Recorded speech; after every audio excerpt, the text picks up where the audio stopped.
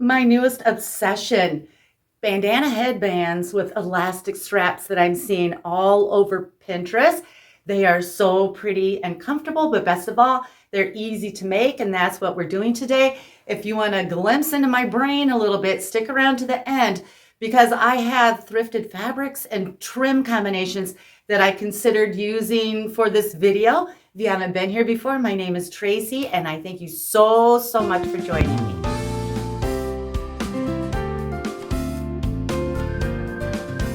We are going to make two headbands. The first one a little more simple with this fabric and some vintage lace. And the second one, the one I'm wearing, which is a little more artsy and decorative. But first we need to make our easy pattern. This is the pattern I'm going to show you how to make.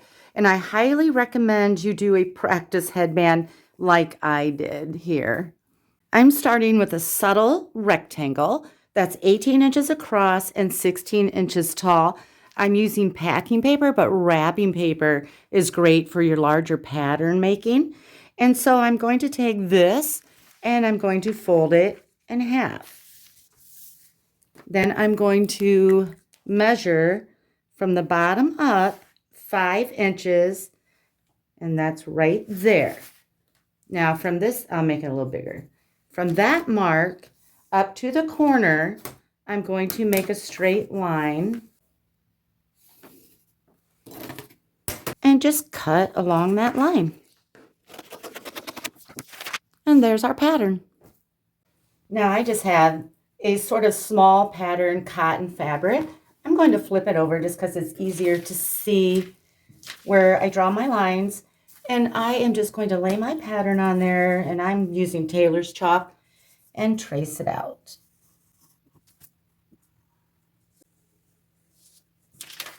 And now I'm just going to cut it out. Now I'm going to double roll hem the very top and the two sides that angle, but not that 5-inch straight piece on the sides. So I'm just taking my iron, and this is a nice crisp cotton, so it'll press nice. If you have a more flimsy fabric, you may want to pin these or do it a little different, but I'm just going to fold this over 1/4 of an inch, press it real nice, and then come back and do it again. And then I'll do it on the two angled sides.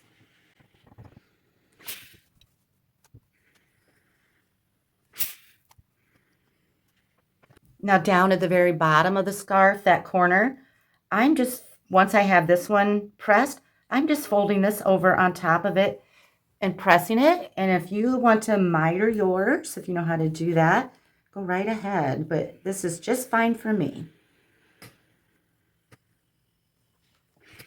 Once I have these pressed, I'm going to sew them down. Just coordinate the thread and stay close to the edge there. And this is what we have. And now I want to add some vintage lace around the perimeter, and I'm using this pretty doily. Okay, now I am just going to cut this linen part out of the center, and I'm going to stay on the linen. I'm going to try not to cut into the crochet, but close to it.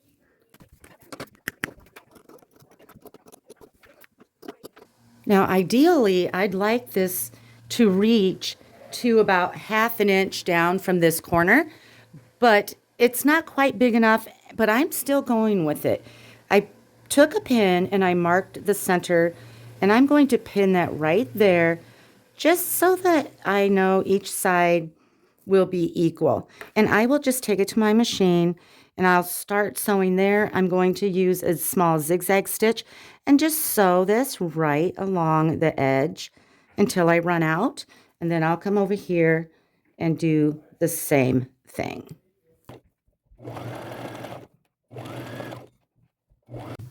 And this is what we have so far. Now I want to add one more piece of lace. Now I have a little piece of lace trim that looks like this. And I am going with this one to the corner right there. And I am going to overlap it slightly over this piece, and I'm going to sew it at the bottom along here. And then I will come back and sew it along the top. And I'll just miter this corner sort of the best I can. Now I'm going to set this aside for a minute and work on the elastic. I cut a piece of fabric out using a pattern that is 12 inches across and 2.5 inches tall. Now I'm going to take this strip of fabric, fold it in half, right sides together, and just give it a little press. Now I'm going to take this, and just down the side, I'm going to run a straight stitch with a 1/4 inch seam allowance. Now, this is open at both ends. I'm going to take a fairly large safety pin, go through here, through the back. Now, do a big chunk of fabric, because what happened to me just a little bit ago is I didn't grab enough and it ripped through the fabric as I was feeding it through the tunnel. So now I'm just going to take that safety pin, feed it through the tunnel, and turn this right side out.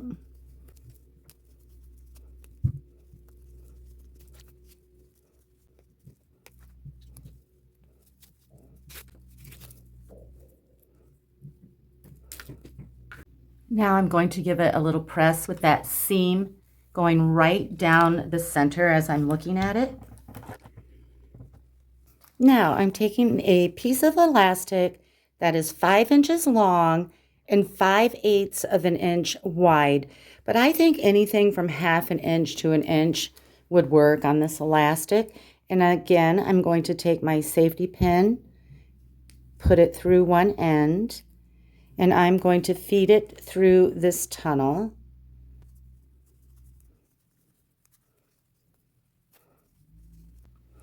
And when I get to the very end, I want that elastic to line up with the end and not move. So I'm going to stick a pin in there and continue feeding it through.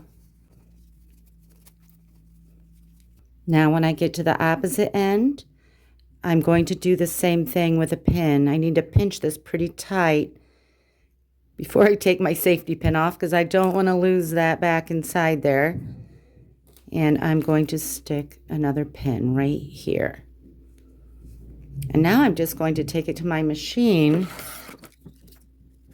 and I'm going to use a straight stitch, and I am going to sew that elastic right about a 1/4 inch seam allowance right at the end of that fabric right there. I'm going to sew over it 2 or 3 times to make sure it's secure, and I'm not going to take my pin out until I make sure I have my needle holding that elastic in place. Maybe even go forward a couple stitches and back. And now I can take my pin out.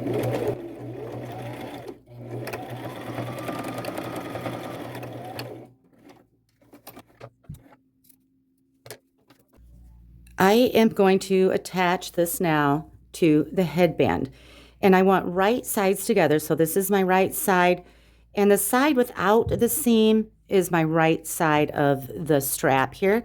So I'm putting that down, and see this, well, it used to be 5 inches, but we've hemmed it. I am laying this in the center of this straight strip right here. Now you can certainly pin at this point, but I'm just doing this at my machine. I'm going to take the top one, fold it over onto that strap like that, and then I'm going to take the bottom one and fold it over, making sure the edges are all lined up. I'm going to use a 1/4 inch seam allowance and stitch over that about 3 times. You want that nice and durable. And then once that's sewn, I'm going to bring it to the opposite side and do the same thing and stitch it.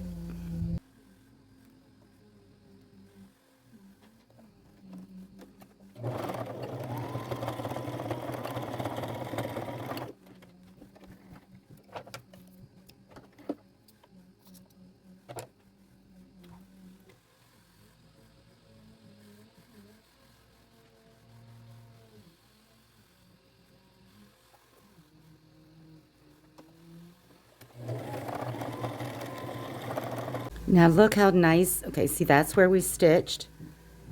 Now when we turn it right side out and kind of give that elastic a little tug, look how nice and finished it looks. So cute.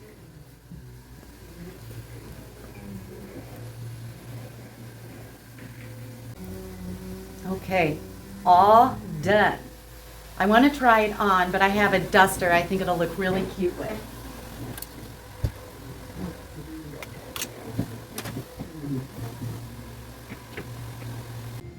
Perfect.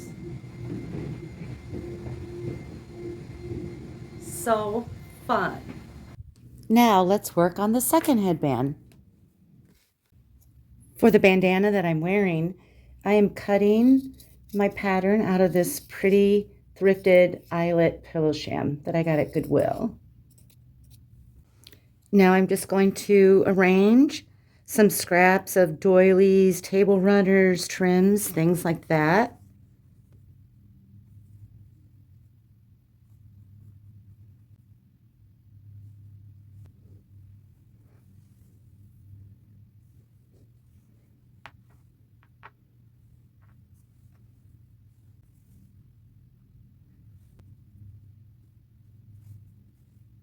And I have a little bird cut from a thrifted bed sheet, and these flowers I believe I cut from a curtain, and I didn't back it, but you can back these with medium weight fusible interfacing. It helps reduce the fraying and it makes them a little easier to handle. Now I have a little piece of fringe cut from just an old scarf and just another little cluster of flowers. Now I'm going to get those pinned on and sewn on, and I will use a small off-white zigzag stitch around all the lace and the bird and the flowers. I will use a straight stitch in a gold color. Everything's all sewn. That's what the back looks like. I want to add a few more things, but first I'm going to add the strap.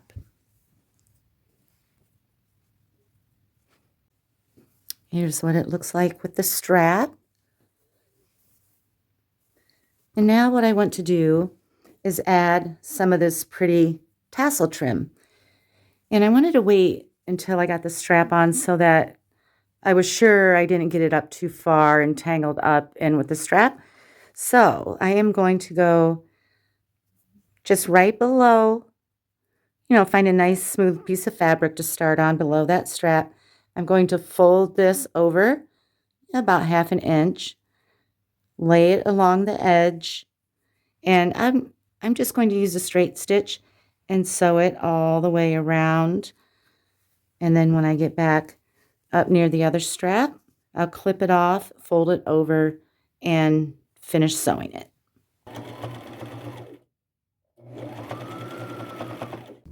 There's the trim. Isn't that pretty? Now what I want to do, I'm going to turn this upside down. I sewed 6 flower-looking crochet pieces that I cut out of a doily.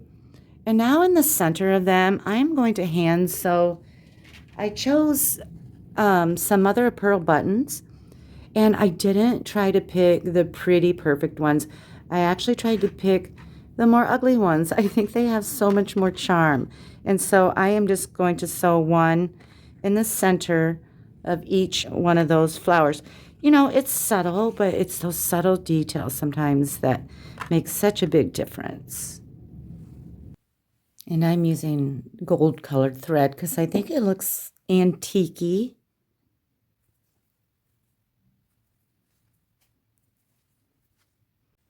Okay, it's all done.